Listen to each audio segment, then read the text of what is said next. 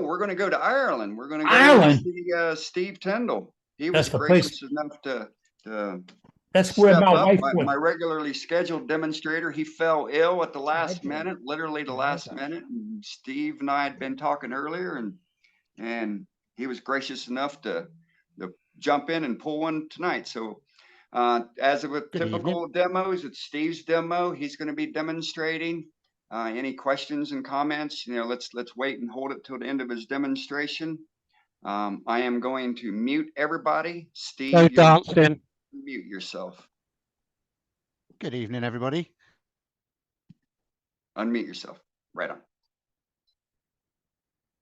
Unmute yourself. Still muted.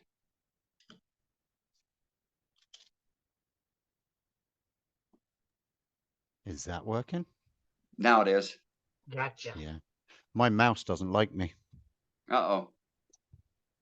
It's one of them tricky mice that runs around and you got to try and catch it. Just give me 2 seconds. I'm turning my heater back on because I just had to refill it. Captain Eddie ran my oil out. Ah. Okay. Hello, I am Steve. For those of you that don't know me, there is a good few in that. I was just looking through the gallery and I saw a few people that I recognize. And I think I've actually brought a couple of new people in as well this evening. So thanks for joining. So as Dane said, I was kind of thrown into it this evening. I wasn't expecting to do a demo at all this evening, but I'm going to try and demonstrate a movable snowman. So it's kind of an idea that I kind of played with a few years ago. I've not made one for a while, but I said I'd give it a go. And it's kind of a fun way of joining two pieces of wood and making them so that they move. It's a ball and socket kind of idea, basically, that you can do. And it makes an animated kind of character. You can use it in all sorts of characters, not just snowmen. So we're going to try that this evening. Yeah. So without further ado, I'll get on with it. I just will say that I have had no professional training other than the University of YouTube, but my skills have all come from hours and hours of making mistakes behind the lathe over the last years. So don't judge me. Good preface. Okay, so I have a piece of lightly sported beech. It's a nice piece of beech. We get a lot of beech here in Ireland. I'll also be wearing, because it's spindle turning and we're between centers, I'm not doing any mad multi-axis stuff or anything this evening. I've decided not to. I'm going to be wearing safety goggles more than the visor, just because of the headgear and stuff like that I'm using. If I'd have known I had a bit more time, I would have charged up my proper button mic. So just so that if you don't see me wearing a mask, that's the reason why. Okay. So all good. It's goggles over the top of glasses. So I'm going to just start off by rounding this off. The size of wood is, I think it's around about 9 inches long, and it's about 3 inches square, roughly about that. I didn't measure it, but I'm just kind of guessing that. Doesn't really matter the size of the wood anyway when you're doing that kind of project. And we'll just round it off to start with.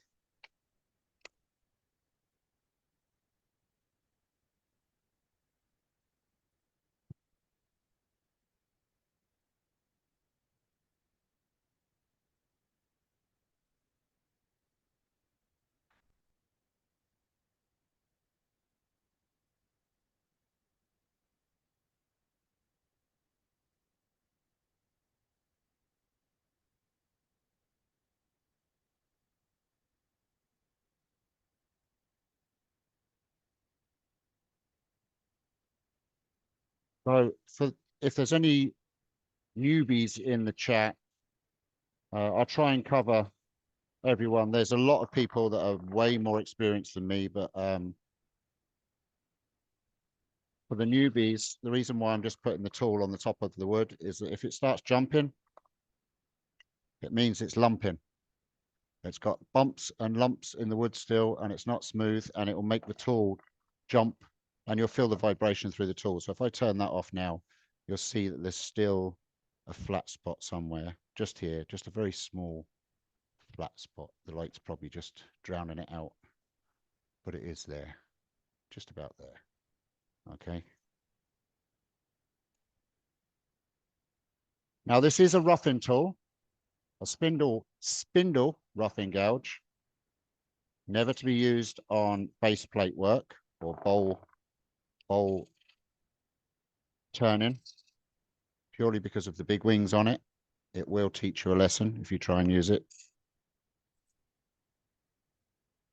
But it can also be used. It's a topic that's been coming up a lot in social media actually recently. You can use it for a nice finishing tool. Depending on how you orientate the tool, if you turn it just slightly 45 and you use it like a skew, and just rub that bevel, you can get a nice smooth cut too. Still a few spirals there, but it's a much smoother cut than if you were just going straight in with it. And again, you can get that even smoother again if you just take your time.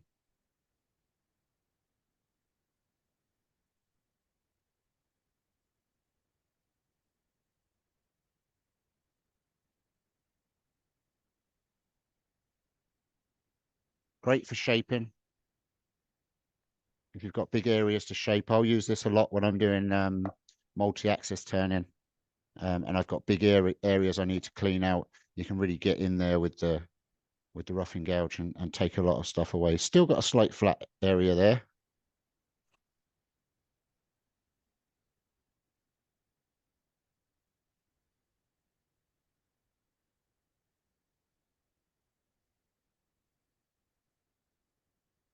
That'll do for now for what we're going to do this evening.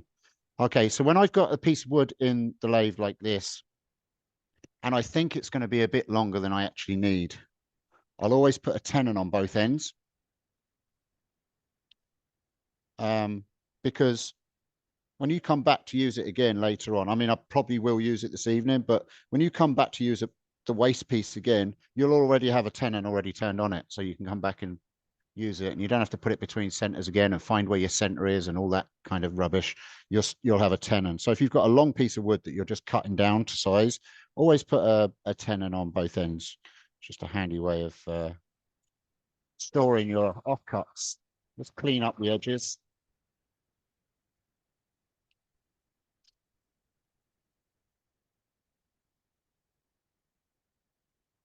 And I'm gonna kind of do 2/3 and a third cut here, I think, roughly.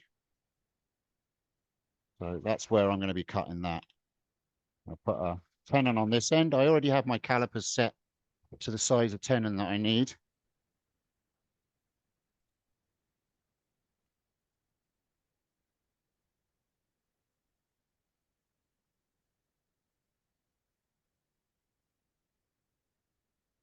On there. I'll sort the dovetail out in a second.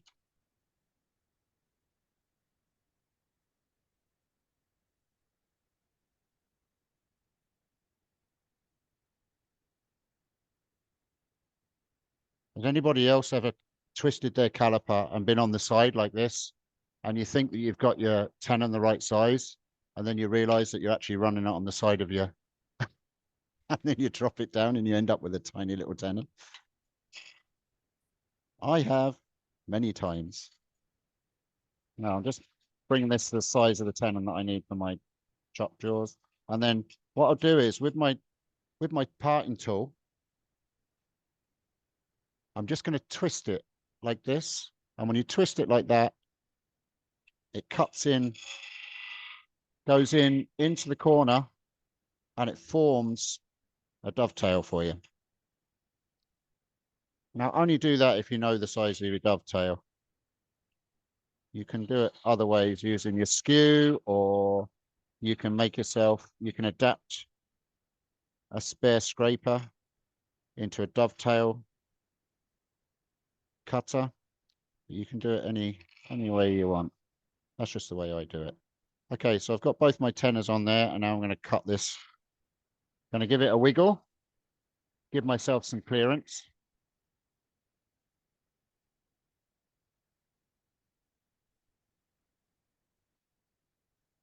Only going to go to there. No point risking it and having it snap and come off. You can finish cutting it with a saw. I just have a small little Japanese saw, pull saw, whatever you want to call it. Back off your lathe center, and then it won't grab your saw.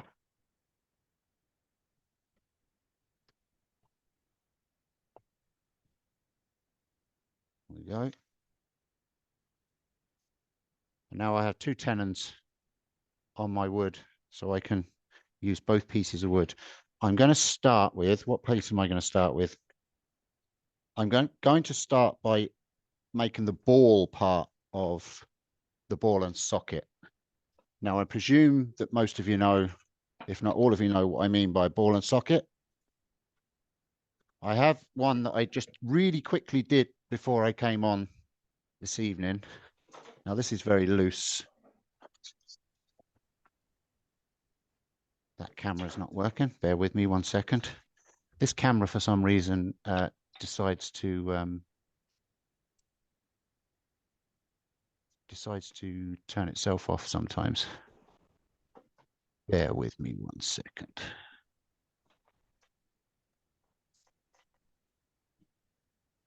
Now, there we go. We're back in action.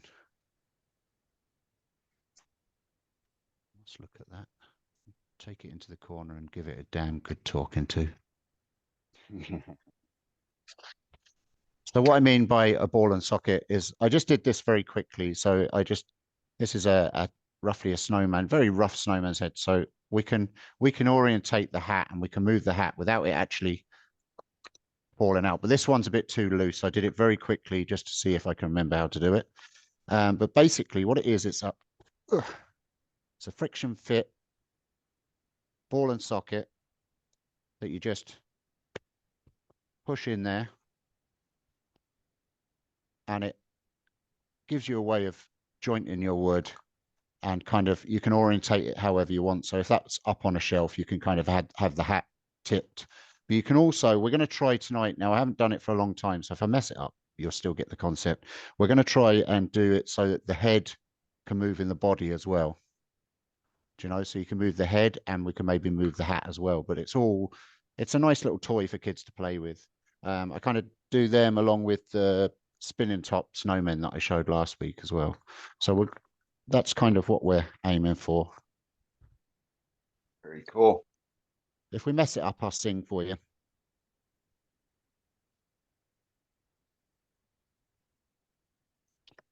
I've heard that. Please don't mess it up. Think Oh, come on. positive, Steve. You're not going to. You're going to do it perfectly first time. Ruby has spoken. When Ruby speaks, it's the truth. Or you're in trouble, one of the two. Okay, put my chuck in. It's just a Nova chuck that I have. We're going to go with the small part first. This is where Steve finds out he's done, after all that talk, and he's done, oh no, that's good. Oh, I did have the caliper set. I did a live on YouTube the other night, and I had my caliper set to a different jaws that I had in my chuck previously, and I cut all my tenons, and then none of them fit.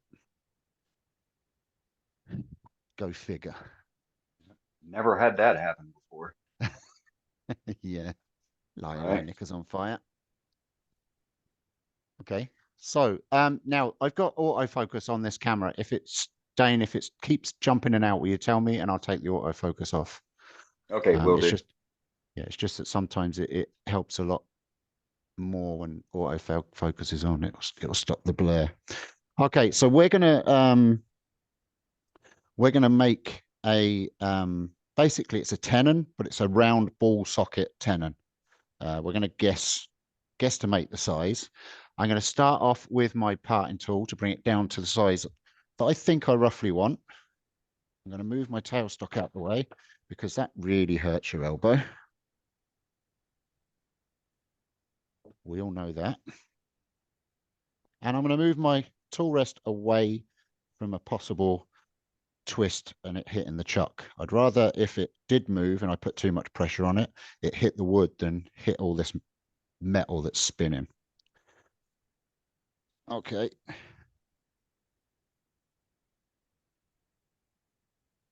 I think there's enough light there, isn't there? I don't need to put the, I think the light will wash it out. Yeah. Yeah, it's much better without. Okay, so I'm just gonna bring this down to, so we're working on, I think what we'll work on here is we'll work on the hat going into the head at the moment, and then we might, if we have time, we'll do the same with the body, the head going into the body, but we'll do the hat first. I'm gonna get rid of this piece just here.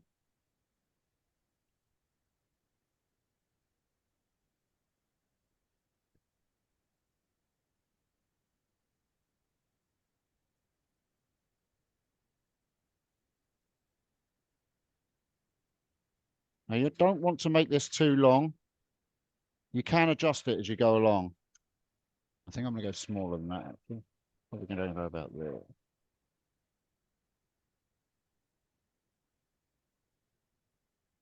There's no rules to the size of it. I suppose really it depends on how wide you want the rim of your hat later on. So you want to give yourself enough leeway to be able to put the rim of your hat on later on once you've got the ball and socket made. So I'm just going to go with that for now. Now, this is a beading parting tool. People just call them a parting tool. They're a beading parting tool. They're just like a little 1/4 inch skew. You can shape with them. So, I mean, you can do your shaping with that too. I probably use my parting tool a lot more than I really should do because I'm lazy. And I'm just going to form a ball. And if I think I need a bit more room, I'll take a bit more wood away. I've got plenty to spare. And the ball that we're going to form is going to have a kind of recess, an undercut at the back of it. I'll bring the other camera up in a second so you can see a side view.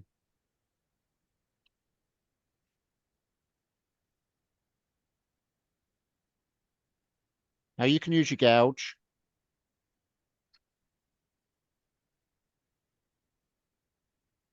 Not a problem. You can use your skew. You can use a knife and fork if you want. I really don't mind. It's your workshop, it's your tools. And give it a little bit more speed.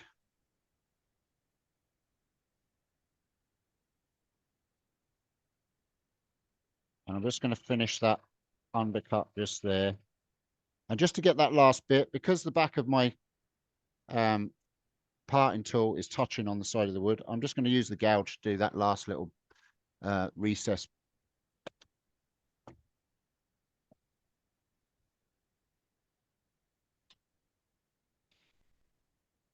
And you're literally just forming a bead. You'll see why you do a bead rather than a sphere or a ball in a second.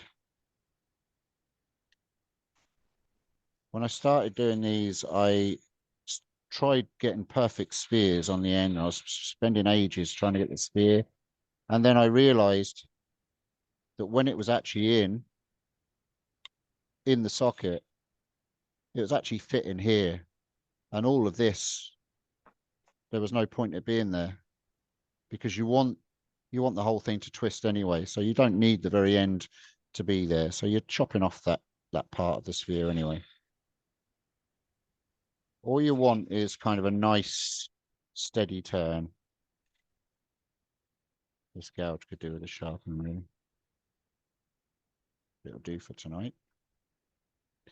Just going to clean that front edge off. Yeah. So I'm going to leave it at that. I'm not going to sand it.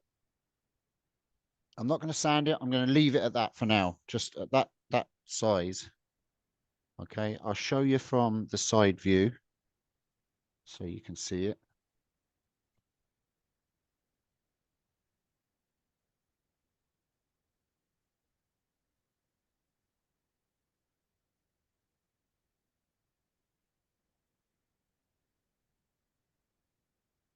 So you can see the outline of that is that it's undercut. It drops down at the back, and that's what's going to hold it in place in the socket when you push it in. Okay, so that's the kind of profile that you need when you're turning these. Okay, so that's all I'm going to do with that one for now.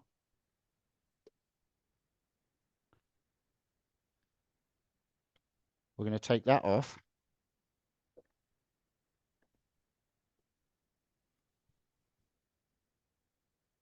And we're going to swap it over to the other part.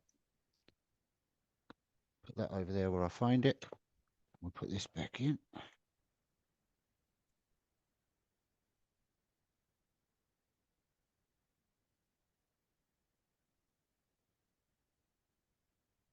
And I don't know why we all do that, twist the chuck and tighten both sides, because I think that deep down we all know that if you just twist one of them, it's still going to tighten it. It's just a wood turner's thing, isn't it? I think it's a myth that it actually does anything for the tightening. Okay. So now I'm going to clean up this front edge.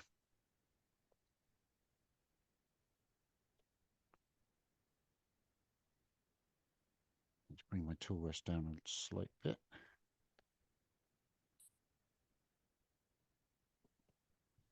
Use my gouge again. Doesn't matter if we've got a slight, well, there is a slight move on that, but that we can get that again later on.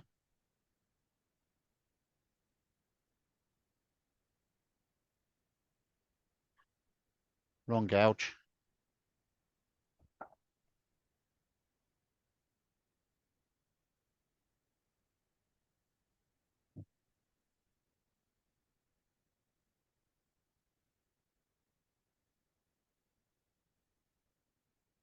Okay. So I've just cleaned off that where we cut it with the saw. And now we're going to use our vernier calipers.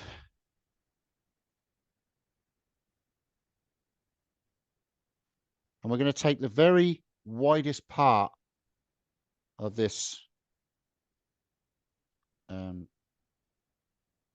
socket ball, sorry, that we've made. And I always kind of put it down the center, and I put it that way, rather than trying to work out exactly where the middle is and push it down this way. I'll just go down there and I'll get my perfect width then. Just like that. And then we're going to mark it on this side.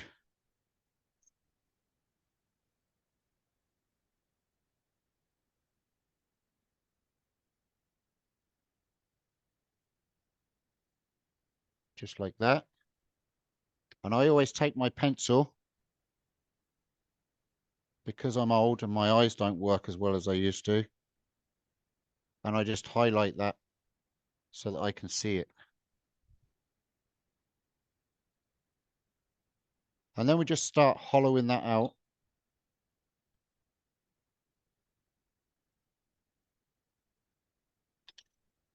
You can use any tool to hollow, whatever your preference is. Now I'm aware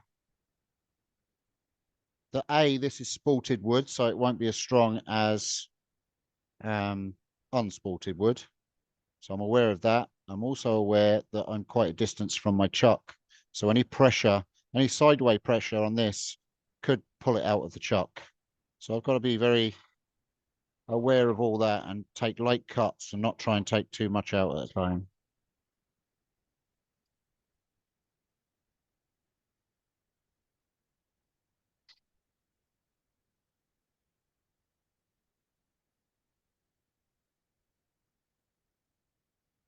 Now, once I get a dome,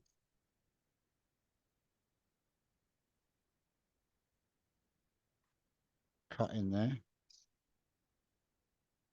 I'm not going all the way to my line. Okay, and I always want to be able to see my line.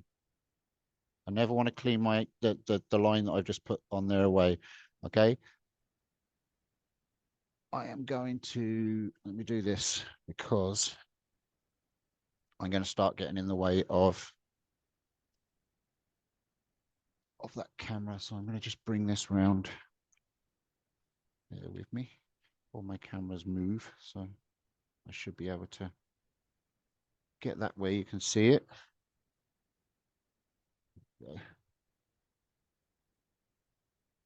Okay, so I'm going to. Sorry, was that was that a question or? You text me? I just Sorry, looked, there was the text. I looked a little bit ago. You must just sent it.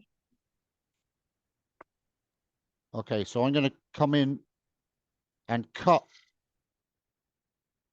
and start forming an undercut inside the rim of where my pencil line is. Just cutting into the behind it. Because what's going to happen is our ball is going to lock into this eventually when we clean all this out.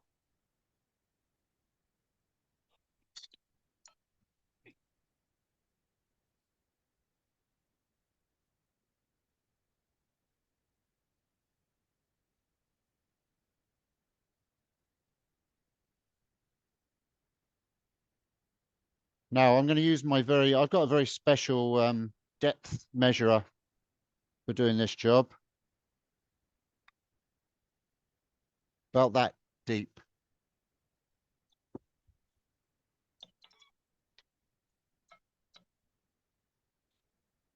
Okay, we're about halfway there in depth.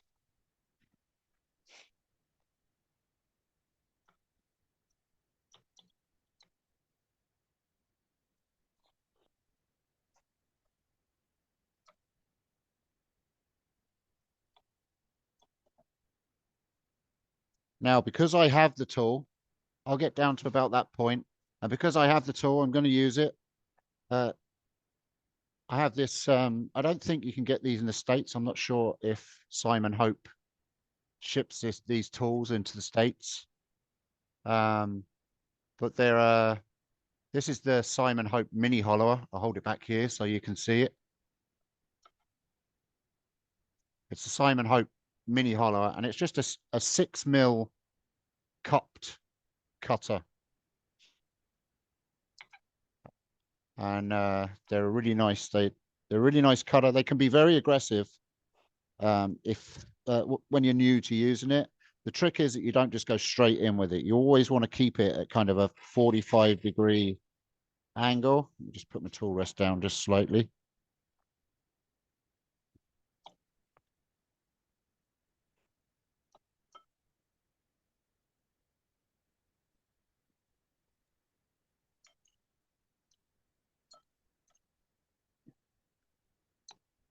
But what I like about this is that it's a cutter all the way around. So when you want to do a recess cut like this or an undercut, you can get right in there without too much trouble. Now I know I'm way too big at the rim here still, but I'm just getting my depth and my shape to start with. And then I'll start refining the front lip.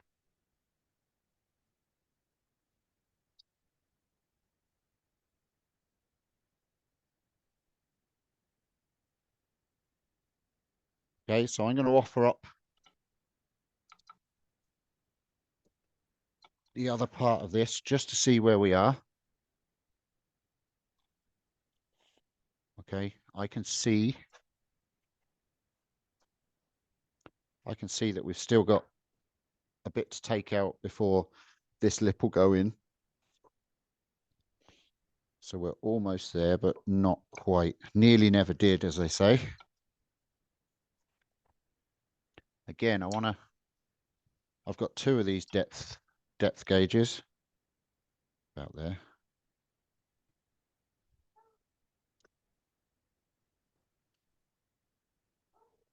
Got a little bit more to clean out.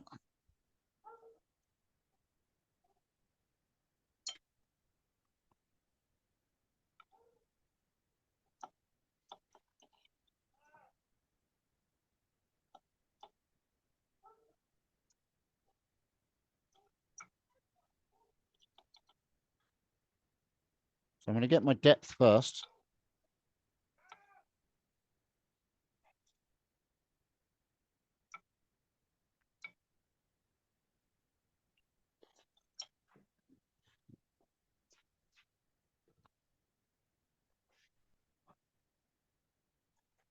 And then start taking out my shape and bringing the curve all the way around.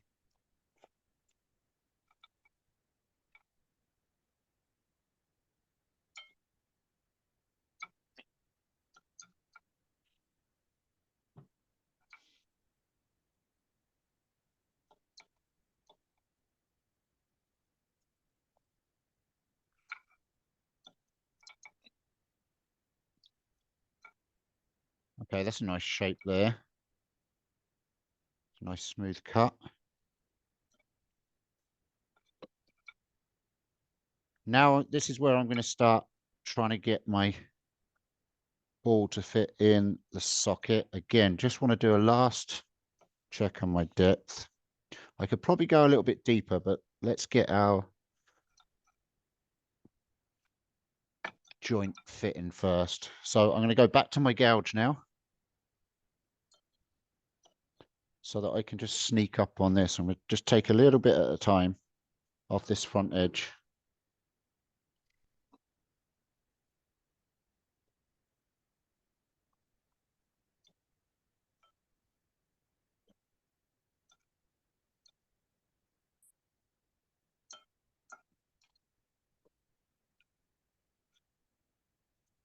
Now, if you turn it sideways, oh, you can probably see it there actually on that camera.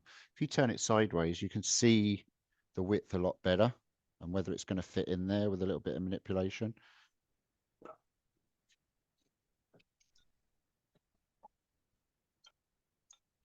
It's pretty much the same rules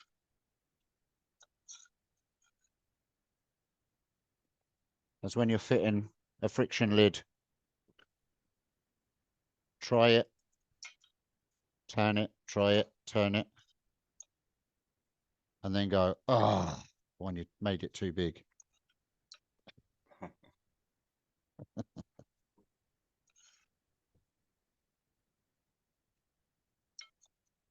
A little bit more. Still got my pencil line, as you can see.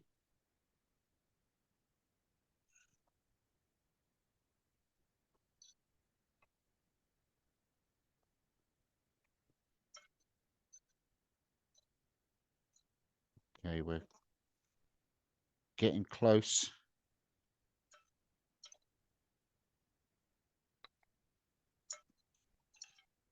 Just going to take the back of that out a little bit more, just so I've got the right depth.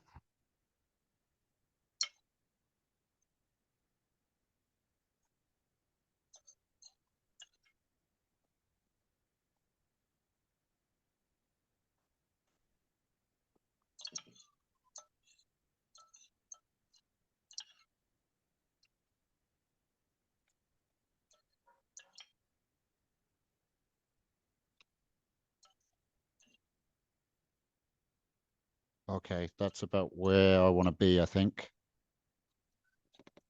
Yeah, it's just starting to. Do you know that friction? We all know that friction fit squeak that you just start getting as you're pushing it in. That's what I'm starting to get. So I've still got a slight ridge there that I want to clean up. I'm happy with the outer rim. So now it's just a matter of cleaning up the rest of the inside and getting it fully to depth where I want it. I don't want to touch that front edge at all now.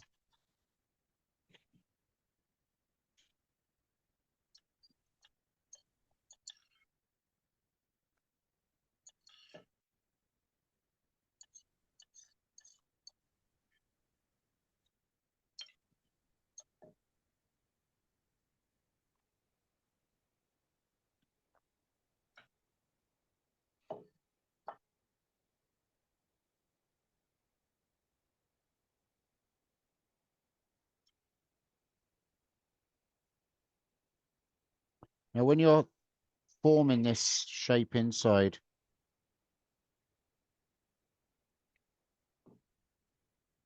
you've always got to be kind of creating a curve, never go straight in like you're hollow in a box.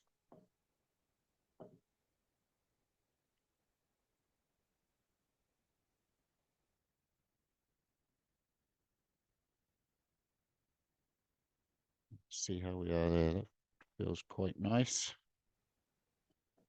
Use our fancy depth gauge. Oh yeah, we're good on that.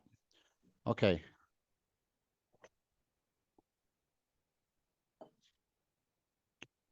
So you notice I haven't done any sanding. And this is why. Indeed. So I want to go this, I want this to go very slowly. Well, when I say slowly, we're talking probably around about 600. You can go slower if you want, depending on how strong you are. And what we're going to do is we're going to start this friction fit and we're going to burn this in and we're going to let go. Okay. And now we've got a joint there that moves around and is quite loose, but when you pull it, there's a lot of resistance to try and pull it out. Okay. So you'll get a little burn mark on there. Okay, you can get that. You can get that with sandpaper later on if you wanted to. But now I could have, I'll put that on the overhead camera. I could have gone a little bit deeper with that. And I still can. I still be able to pull it out. I can still go a bit deeper than that and try and close this up. But there's not really any point because even when it's closed, you still need to orientate your wood. And so if it's completely closed up, it's not going to be able to go anywhere anyway. So the idea is that it kind of moves around and flops around and you can put it where you want. Okay, so next thing I'm going to do is I'm going to twist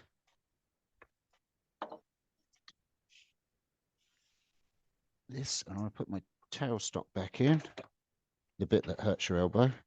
And we're going to put this back up into center.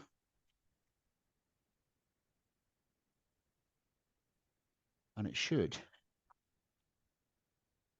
with a little bit of pressure from the tailstock, should run true. Just like that.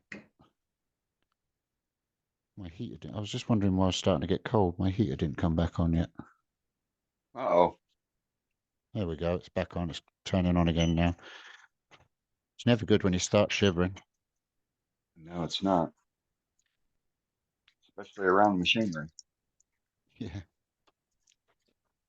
Okay, so now we're between centers again.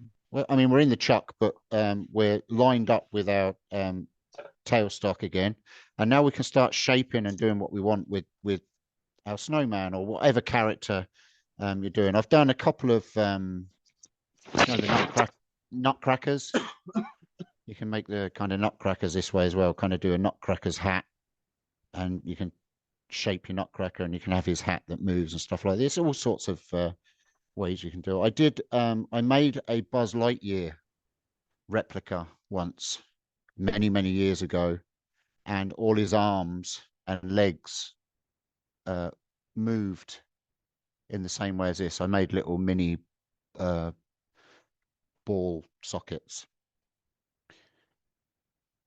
So there you go. I don't know if you call them something different in the States, but I'm sure you know what I mean by a ball socket. I've just made one anyway. So.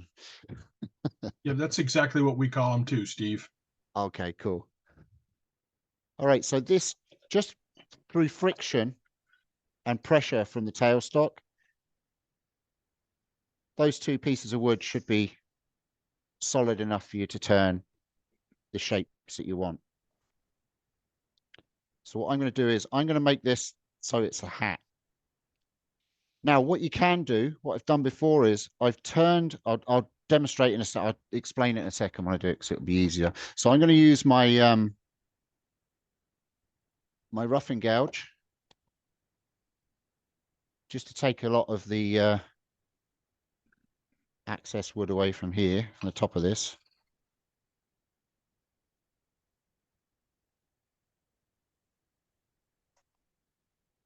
I'm still going to leave my my tenon on the end there for now, just in case I have to I change my mind, or I always leave the tenon as the last thing I remove. So I'm just doing a push cut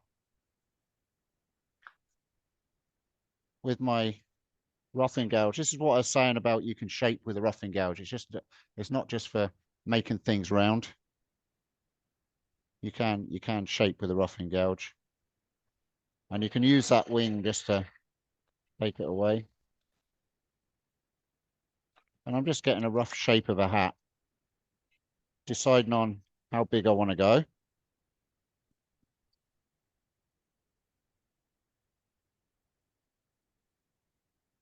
I get my parting tool now.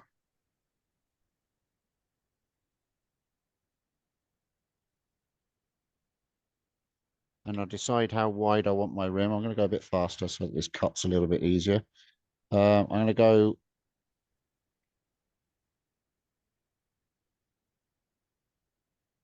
I think I'm going to go. Do you know what? I might do an undercut on this and put a curve on the inside of the hat so that it matches the curve of the head.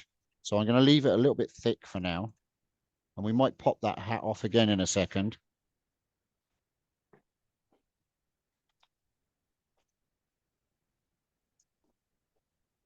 I think I'm actually going to go down quite a bit here.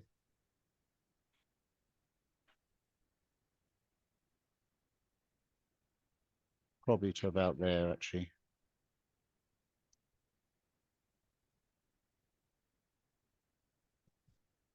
Like I say, I haven't done one of these for a long, long time.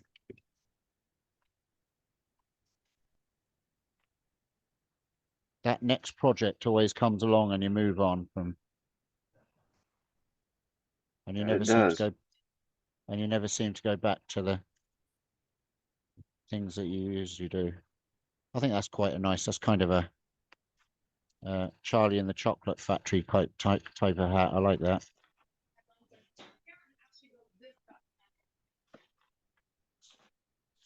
And I'm getting quite a nice finish off the tool on that, off the roughing gouge.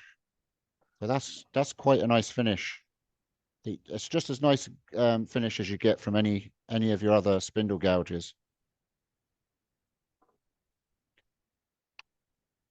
I'm just going to turn my gouge just slightly, 45, and I'm going to shear cut rather than straight.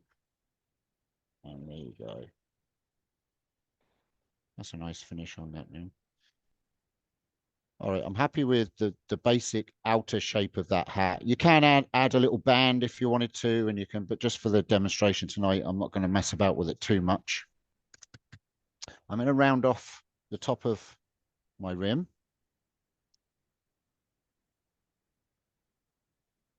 Again with the beading parting tool.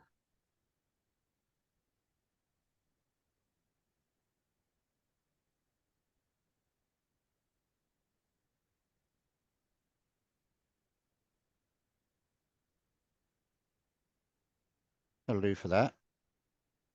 And now this is where I've got to decide whether I'm going to pull the hat back off again and dome the underneath of the rim of the hat. And before I do that, I think I'm going to start shaping the top of the head, and we can go by that then. And if we want to, we can pull the hat back off again and put it back in. That's why I never took my tenon off, and we can have a bit of a play on the underneath of the hat. So we'll shape it and see, do we want to take that gap away, hollow the underneath of the hat so that it curves around the top of the head, if that makes sense. I think it makes sense. Makes sense in my head anyway. Gouge again. Let's just take a little bit of we'll start shaping the head just a little bit.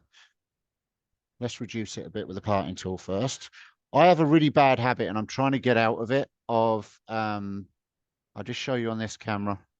The other camera is going to be in, but it is worth saying because I'm always telling myself off for doing it. I'll pick up one tool that I'm going to use, and I'll put the other tool under my arm, and I'll start using it. And then I'll take that one and I'll put that one under my arm and I'll use that.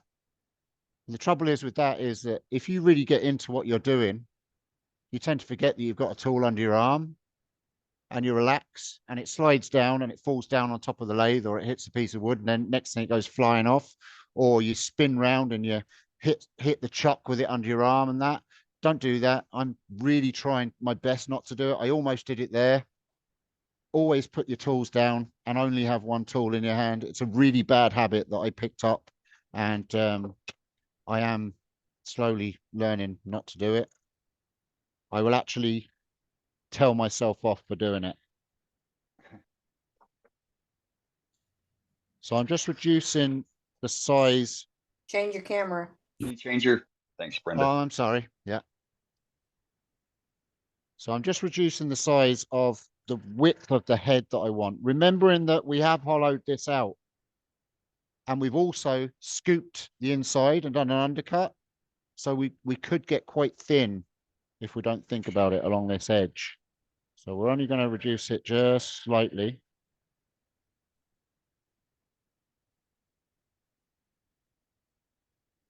Now I have a particular design of snowman that I always go with. I always do a head and I always turn like a little scarf underneath the head, a bead. I can show you on the spinning top ones that I've done. This is kind of my preferred shape of a snowman. So I'll do the hat, the head, turn a little scarf, and then I'll do a body, different shaped bodies. But and then I'll pyro designs into this scarf, or you can color it, and then you draw the rest of the scarf out with your pyro onto the body, and it looks as if the whole thing's flowing out. So I always kind of turn a little bead at the bottom of the head, rather than actually putting a cloth scarf on. So that's starting to shape the head there.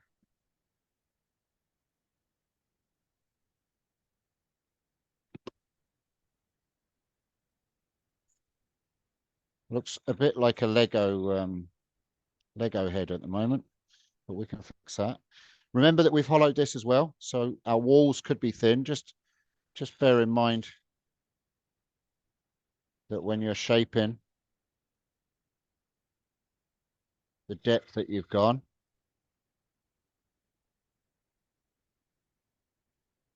And if I can remember the measurement, it was about that.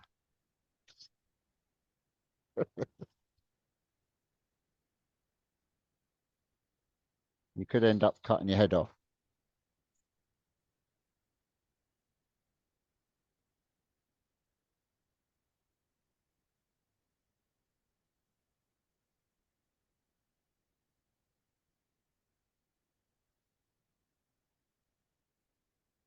There's no rule to shape. So I'm going to leave that like that. And now I'm going to pull my hat off and I'm going to see how much room I have on the top to round this off a bit more. And then we're going to work on the bottom of the hat again. And we might hollow a little bit deeper just to see, can we close this gap up and get it to kind of orientate around the top of the head a little bit more. If that makes sense. Now, sometimes these can be a bit. There we go. We got it. Call that tight? Pardon? Would you call that tight? I'd call that a snug fit. All right, so we'll change the camera again. And we'll shape this front edge. You can see I've still got quite a bit of thickness on this front edge, so I can round the top of the head quite nicely. And I am quite thick on the walls still. I've probably got about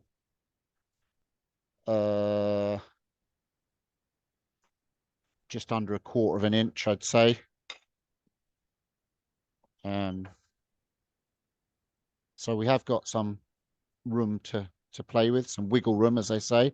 So I'm just gonna bring the top of my head around here to start with, because we know that our rim is right for a, as we called it, a snug fit.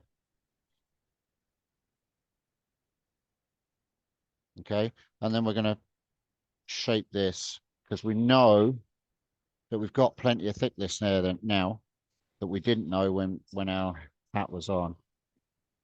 And I just want to get a top shape.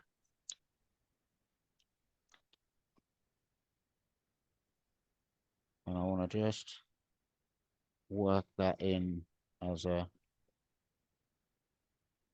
curve. I could probably get a little bit more there actually, coming this way.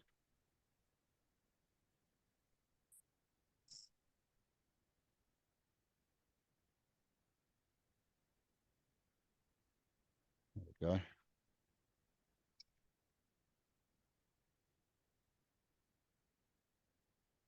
Steve, how thin can you go before you have to worry about it splitting the wood when you put it back in?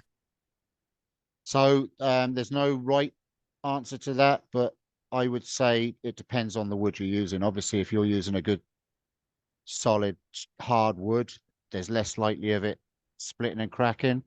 But this is a sported wood, so I don't want to go too thin, because we all know that sported wood comes back to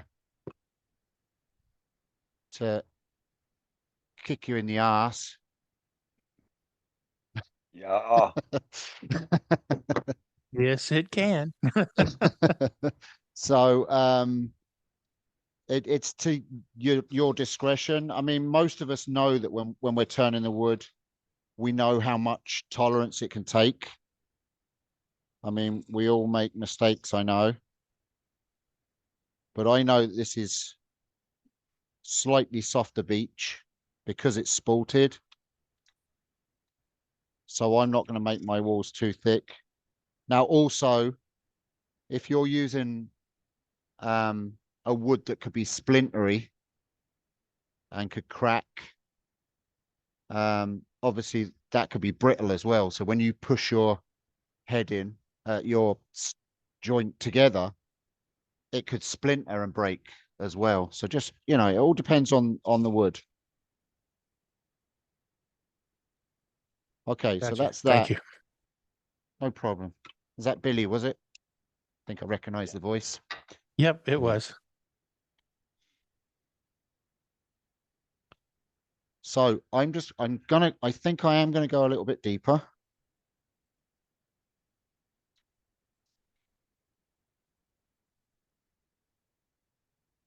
Yeah, I am gonna go just a small bit deeper, and I'm gonna try and get this joint to close up a bit.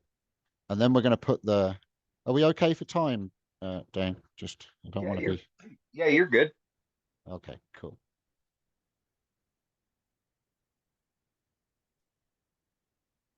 No worries at all. Great job. So I'm just going to go a little bit deeper just to see, can we close up that gap just a small bit. Again, I'm not going anywhere near my front rim. That's where our joint is made. That's where we get our strength.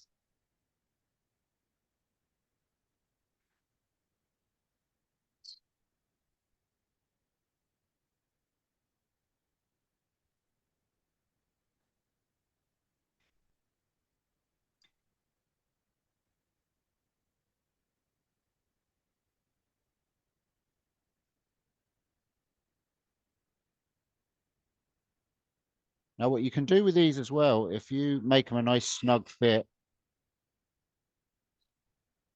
and you give it the illusion that you can't pull it apart. So if someone gets it like I just did and gives it a good yeet and it doesn't come apart as easy as they think, they tend to leave it alone. So you could make it a secret box compartment as well. So it's a toy, but you can actually get the lid off and you've got like a little secret compartment. Kids love secret compartments.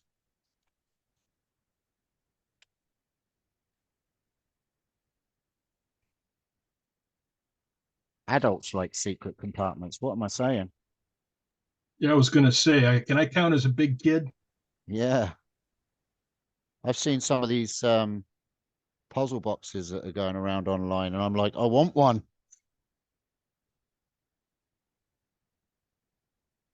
Okay. Let's do a proper depth. You know, let's do it properly. Almost like we know what we're doing.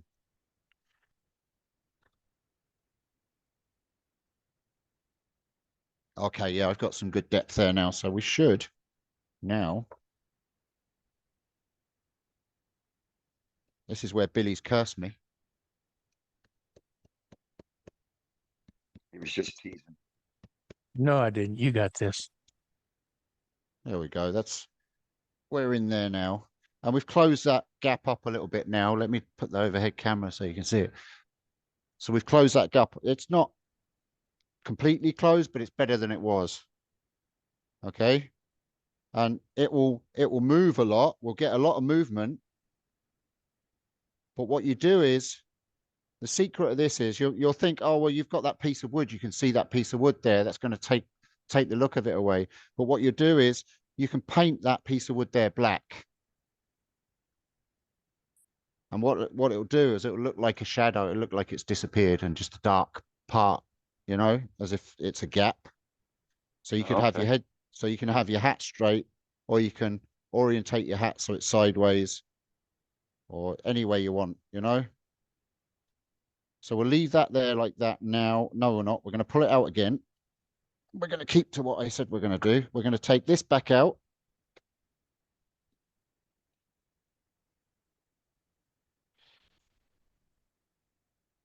And we're going to put this in.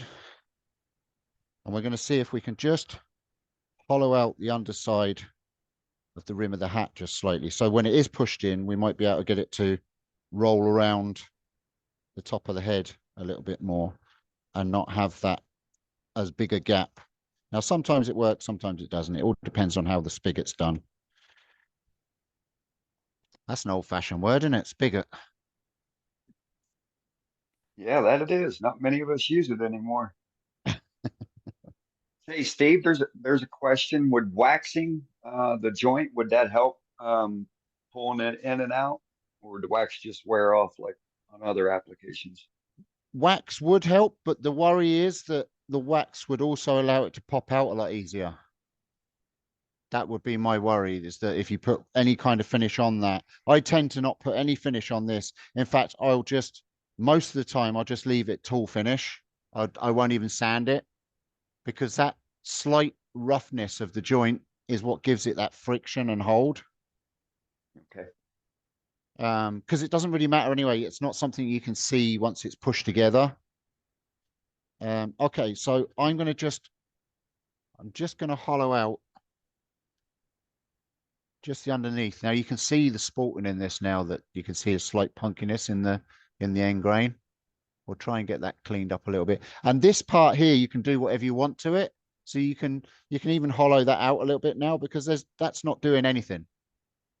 It's this outer rim that gives it the snug fit, and then it's this just front top of the ball. So this central part, you can do whatever you want. You can put a little design, you can put your logo, a hidden logo, or anything you want in there. I'm just going to see if I can clean that little bit of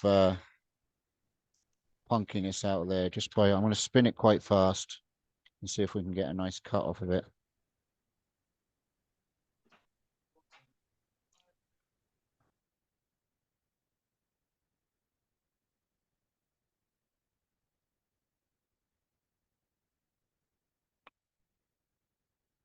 I'm thinking not if I know beach. Oh, not too bad. We got it. Right, let's try and clean the underneath of this just a little bit.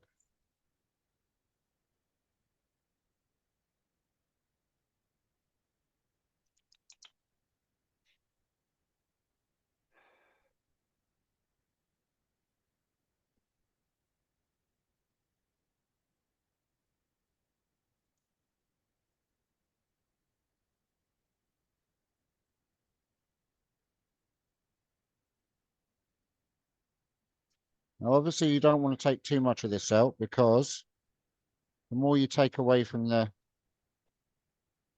rim, the deeper it's going to go into the joint. So I'm just curving it just slightly. And now I can just take this front edge off as well to take the sharp edge. Don't want any lawsuits from parents.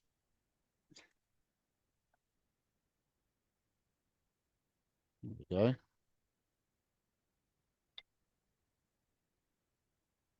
That's actually cleaned up that punkiness now quite nicely. Still got a tiny bit here, you know, and you can sand that if you wanted to. I'm not, just for the sake of the demonstration. And now if we pop the body that I've lost back on, there it is. Sorry, the head. We'll see.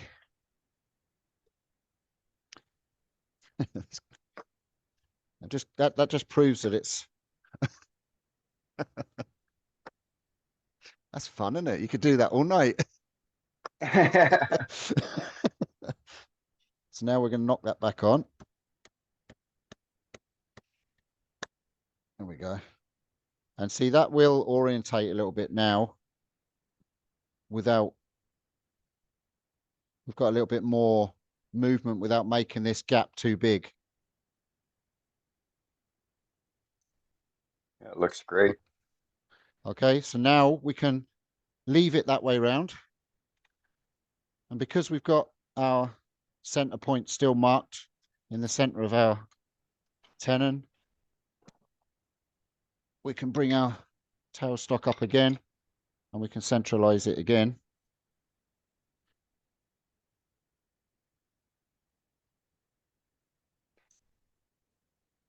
That should run true because all our centers are we've always been working to our centers. Never changed anything. A little bit of pressure on there causes a nice, good friction fit there. And now we can start shaping the rest of our body. Now, we're not going to tonight, but if I was to decide to do a ball joint between the two, between the head and the body, you'd go ahead and do exactly the same thing now. You'd split it again. You'd turn your, I hate using male and female because it's the wrong term now. That you're external first, and then you turn your internal on the body, and you do exactly the same thing, friction fits, and that we did with the hat and the head. And that way, the body, you can twist the body slightly and twist the hat, and that way you're getting the whole thing to bend and twist and orientate wherever you want. And then if you do an American snowman, you've got 3 balls that you can do it with. Okay, so what I'm going to do now is I'm going to do my normal scarf and then body. And when I've done that, we'll take some questions and stuff. There's a lot of debate about the 2 balls versus 3 balls question. Yeah, we won't go there tonight. So I don't know if you can hear, there's a slight, I'll put my mic to it. Can you get that sound? Yeah, we hear it. Yeah. So that is just because it's a friction fit. I'm sure when you've put friction lids on and you've put them back on the lathe to true up the outside, you'll get that slight squeak or noise. It's nothing to worry about. It's just where the 2 pieces of wood are kind of settling in and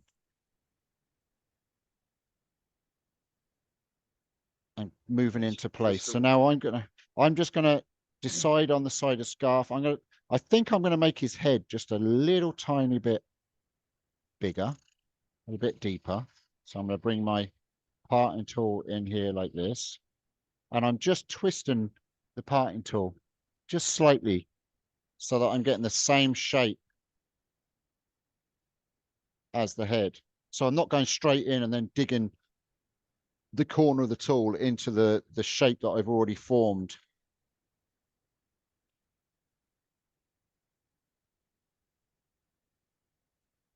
And then I'm going to come over here and I'm going to use it like a skew. And I'm going to make it fit into the top of what's going to be the scarf. Nice and gently.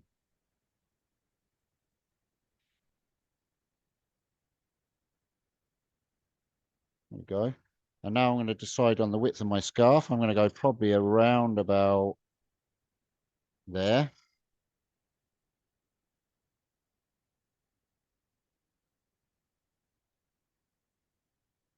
Don't want to go all the way down with my parting tool, because if I do, I'm going to have an awkward, weird, flat transition between the scarf and the body, and I don't want that. So I stop just high of where I actually want to cut it. I normally like the top of my body, when it's curving, to come down and meet where you think the head would be in the center of the scarf. So I've just gone as to the depth, just above the depth I want to go, and then I'll get the rest with the gouge or even the skew once we start shaping.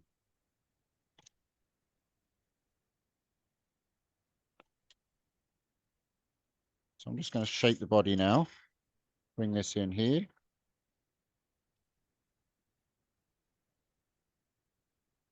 Just roll in my gouge. And I'm going to exaggerate this just so I can show you what I mean by the flat spot. You can see that flat spot just there. If I went all the way down with that flat spot, the transition just wouldn't look right. I'm a sucker for fine detail when I'm doing stuff.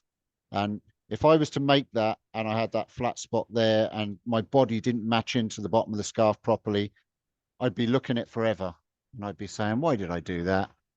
When if you just think about it just for a second, pull back on your parting tool or the tool that you're using and do your final cut into shape then. So now I can come back with my gouge now on that flat spot, and I can bring it and I can roll it. And I can bring it in right down so that we get a curve going into the bottom of my scarf like this. Now I've got quite an acute point. This is my multi-axis skew, so gouge, so I can get right in there with the point and form the transition. Just like that, right in there. I'm almost going 90 degrees when I go in there. Now, if you don't have that real acute fingernail grind, you can go in with your skew. And you can use the point of the skew and you can just transition in like this. And you get right in there then.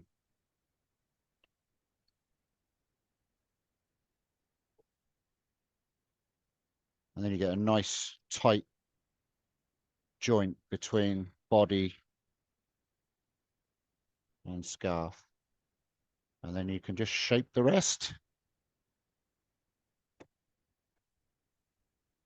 Shape of your body is entirely up to you.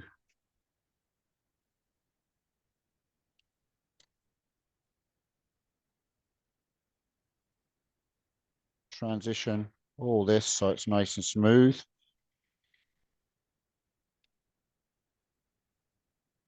Now, some people would be happy with that.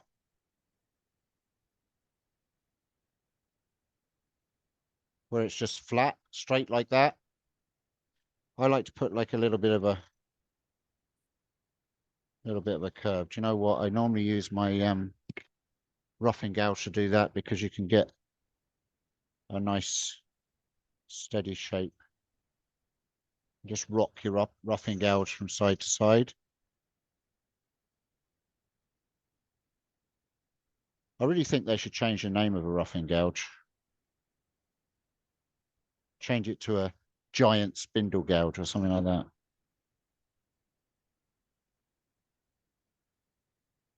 There we go. And just make it all look snow-like, a nice smooth shape.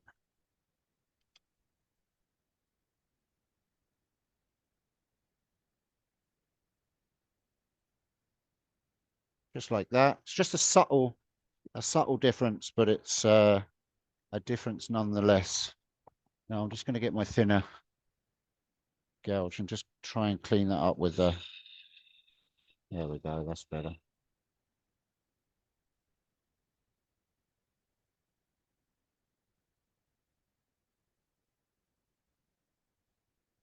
That's nicer. There we go. Now the scarf's sticking out a little bit too far, so we're going to take a bit of the width away from that.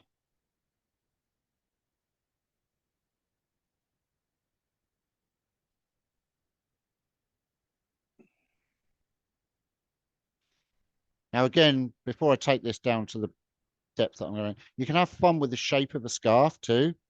So you could just do a bead if you want. I've done different shaped scarves. You could just do a bead like that. This isn't going to be the finished shape because I've still got to go down. So just a general bead like that. Or if you want to, you can do a bigger bead at the bottom, do like a little cut into here, and a shallower bead at the top.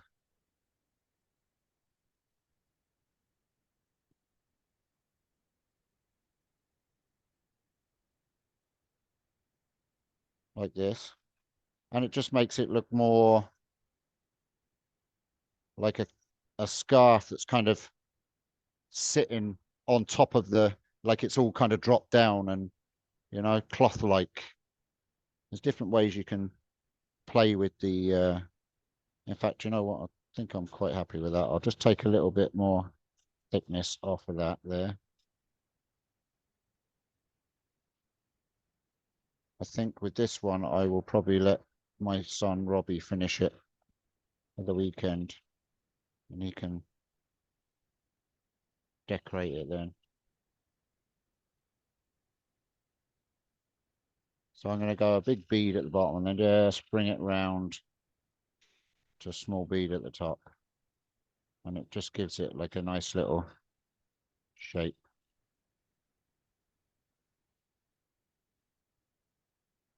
And again, just so that I've got transition, I'll bring my head and just bring the point of my tool just into the top of the scarf to make that look as if it's a separate ring, just like that.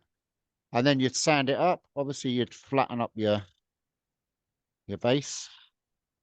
But sorry, curve your base so that it's not just a big flat bum on it.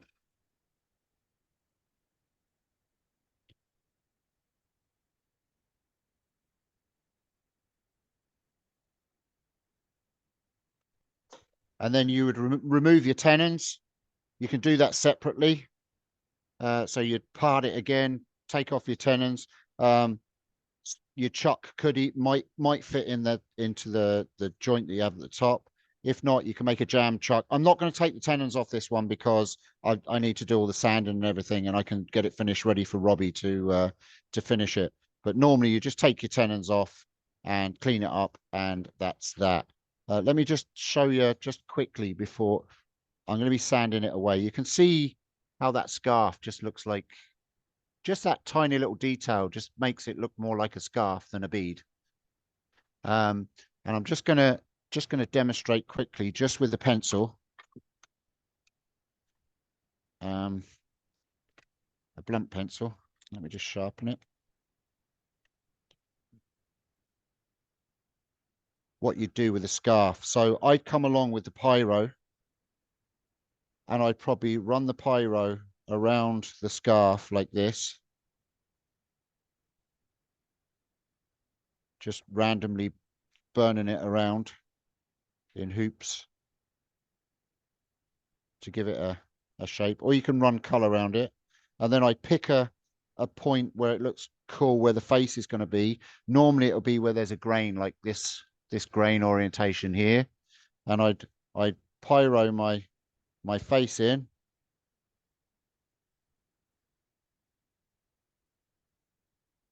Now you can put fancier things. I've got little carrots that I've turned as well that I could pop into there. And then you bring either your black marker pen or your pyrography, and you'd bring your scarf down like this. You draw it into the wood.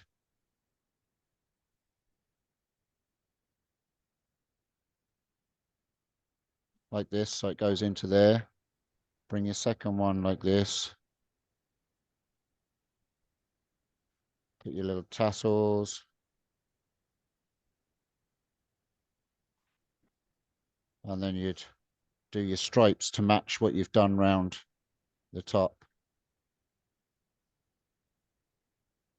And then the scarf kind of looks all part of it. And you don't have to worry about it having a cloth scarf that's going to get tatty in over the years. It'll either be colored. You can color all this if you want to.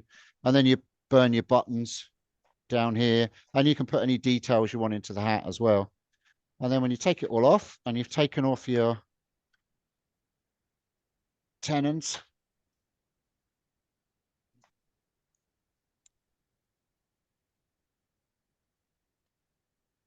you have a snowman that you can wind that back out. You have a snowman that your kids can play with and orientate the hat and play with and move around and just have it looking different.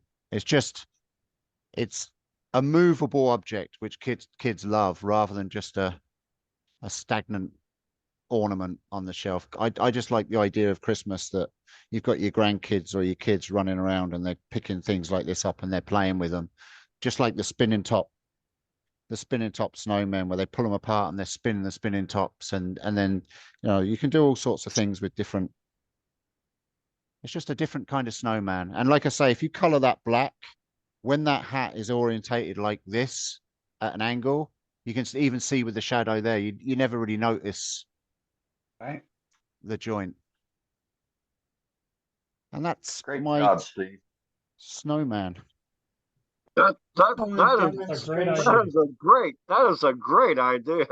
Oh my God. Real cool. Real Great cool. demo, Just move Steve. this out the way. Yeah, Right. thanks, Steve. Well done, Great Steve. demo. Thank you. So, You're very folks, if you welcome. have any questions or comments, now's the time to pick Steve's brain on it. Absolutely. And not just on the project, on anything. Do you try and undercut the scarf at all? Yeah, when I was doing the transition, that's what I was talking about, the transition. You can see I've just undercut the scarf there. Now you can take the skew and you can go even further in there if you wanted to. But I have undercut top and bottom of that scarf to make it look like it's a separate item to the rest of the. But you can go as much as you want. I mean, I would honestly spend a lot more time doing this if I was doing it at home. Do you know, if I was doing it not on demonstration, Sure. I'd probably get in there a lot more. This would probably, I would have probably messed around and made this sit further down on the head and slide around a little bit. But that's something that when you start doing this, you can start experimenting and getting things to fit differently, you know. I mean, you can even make these the same as the spinning top ones. So you can, I'm not sure. I think you all saw the spinning top ones last week, but basically the idea is it's a box. There's a spinning top inside, and you can put the lid on, and then the spinning top spins on top of the hat, and that's another toy.